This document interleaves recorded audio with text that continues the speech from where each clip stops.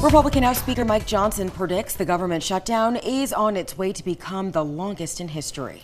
22 News reporter Kaylee Thomas live in studio to tell us what implications we could see from a long-running shutdown, both for federal workers and all Americans.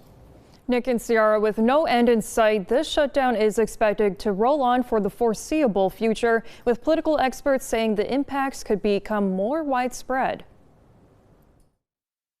The government shutdown stretched into day 13 on Monday, with lawmakers on a break in observance of Columbus Day. But this didn't stop House Speaker Mike Johnson from holding a conference at the Capitol, saying Democrats were playing costly political games and still don't appear any closer to a compromise.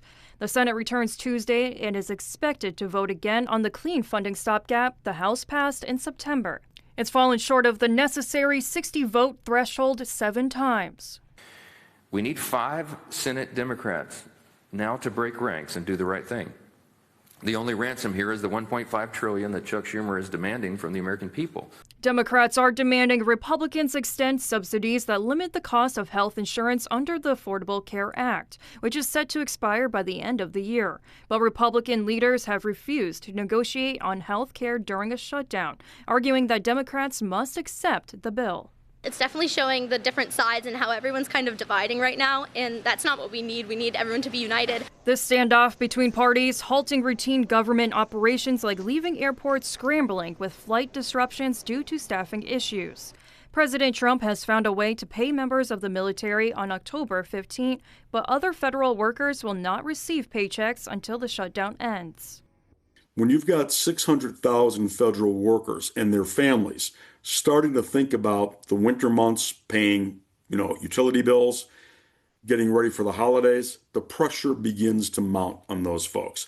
And many of these workers already furloughed may now face unemployment.